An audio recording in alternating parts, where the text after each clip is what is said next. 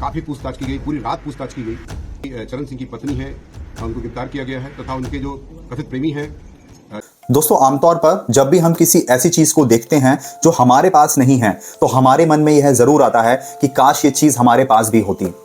अगर हम किसी नॉर्मल बाइक पर चल रहे हैं और रोड पर हमें कोई एक अच्छी स्पोर्ट्स बाइक दिख जाती है, तो हमारे दिमाग में यह जरूर आता है कि काश ऐसी स्पोर्ट्स बाइक मेरे पास भी होती। सेम वैसे ही अगर हम किसी एक नॉर्मल कार में चल रहे हैं और हमें कोई लग्जरी कार दिख जाए, तो हमारे दिमाग में यह जरूर आता है कि काश यह लग्जरी कार हमारे पास भी होती और हम ऐसी लग्जरी कार में घूम रहे होते।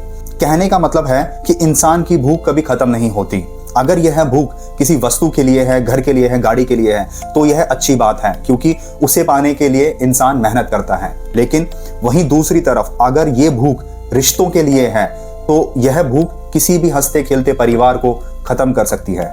दूसरों को देखकर बहुत से लोगों के मन में आता होगा कि काश ऐसी गर्लफ्रेंड हमारी होती, काश ऐसा बॉयफ्रेंड हमारा होता, काश ऐसा पति हमारा होता या ऐसी पत्नी हमारी होती। इन तमाम चक्करों में भटकते भटकते हम सब कुछ जब बर्बाद कर देते हैं, फिर लास्ट में हमें रियलाइज होता है कि हमारे पास जो था, जैसा भी था, वही अच्छा था। तो आज की कहानी भी यही है, जिसमें एक औरत के अंदर अलग अलग रिश्ते बनाने की भूख ने एक हंसते खेलते परिवार को खत्म कर दिया। तो चलिए कहानी शुरू करते हैं।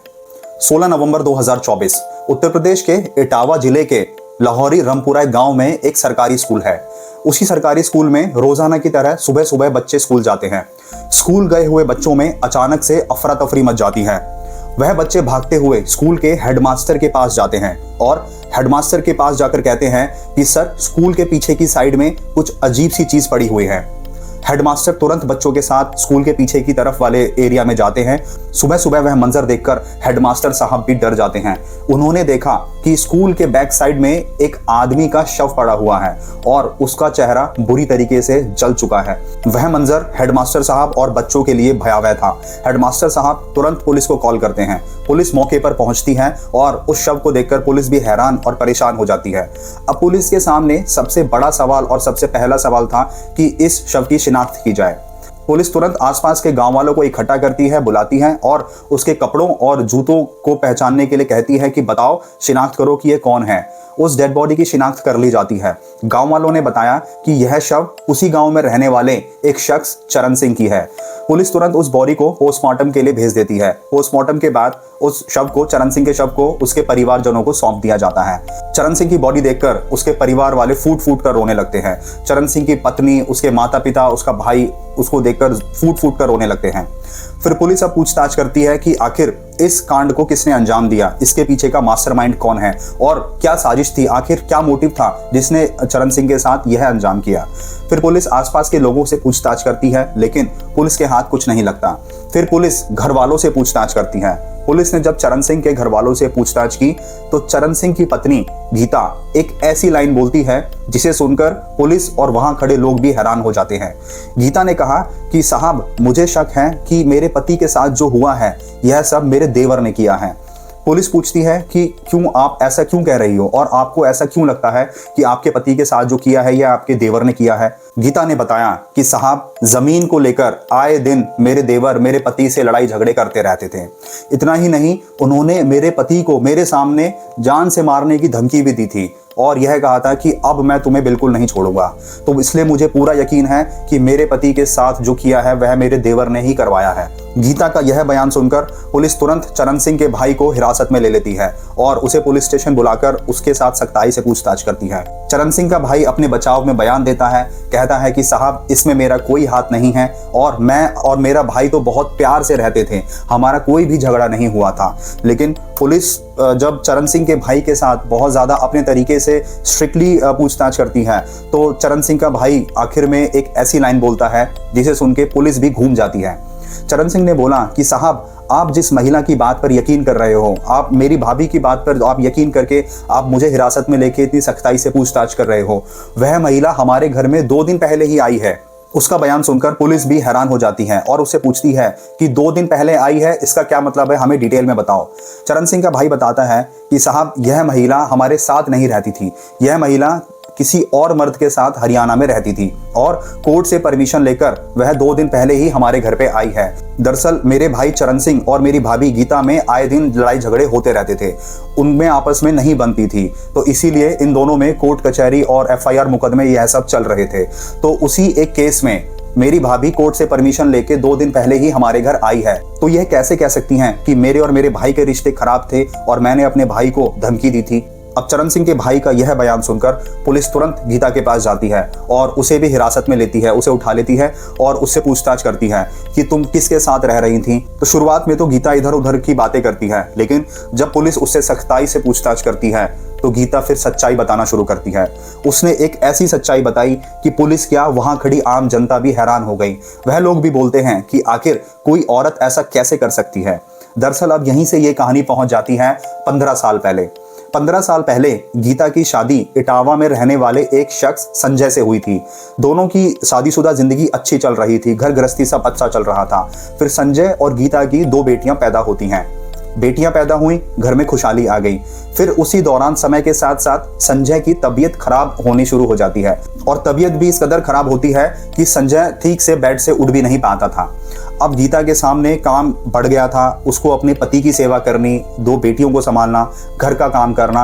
अब वह इन सब काम से बहुत ज़्यादा परेशान हो चुकी थी, उसे यह सब बोझ लग रहा था। अब संजय का एक दोस्त था चरण सिंह, जो उससे मिलने आया करता था और उसका हालचाल लेने के लिए उसके घर आया करता था। चरण सिंह अपने दोस्त संजय के लिए दवाई लेकर आता था, उसके लिए फल फ्रूट और ये सब लेकर आता था।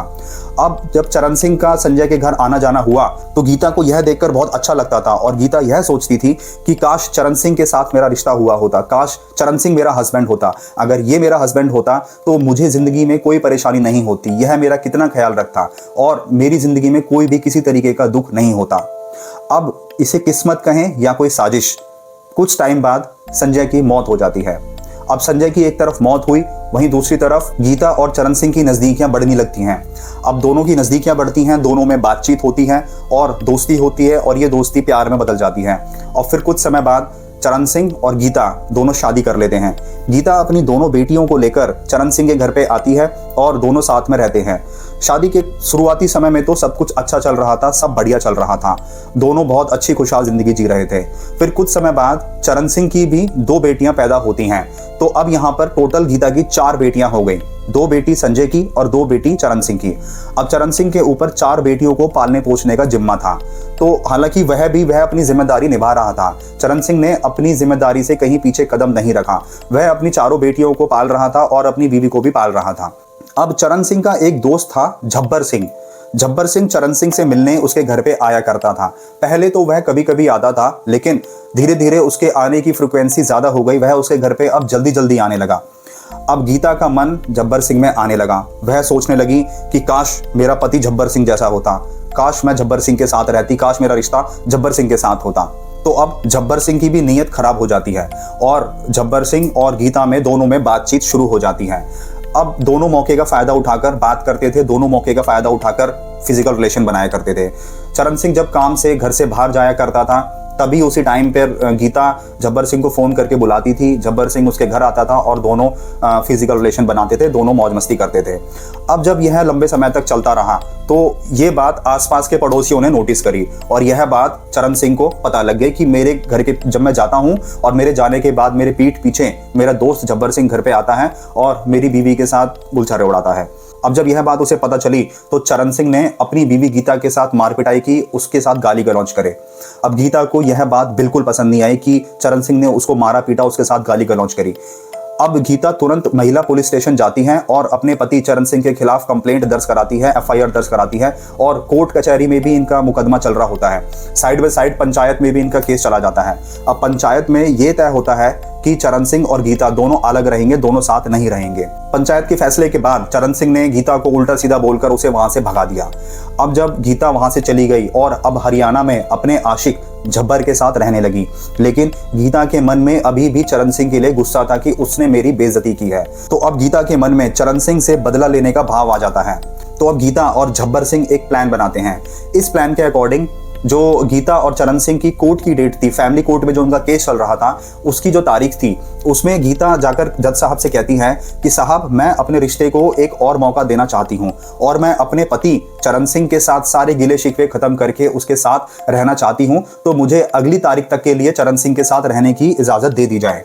कोर्ट भी कहती है कि चलो ठीक है, हमें क्या दिक्कत है, दो पति पत्नियों का मैटर है, उनका मामला है, अगर वो दोनों लड़ाई खत्म करके कोर्ट केसेस खत्म करके साथ रहना चाहते हैं तो इससे बढ़िया बात क्या होगी।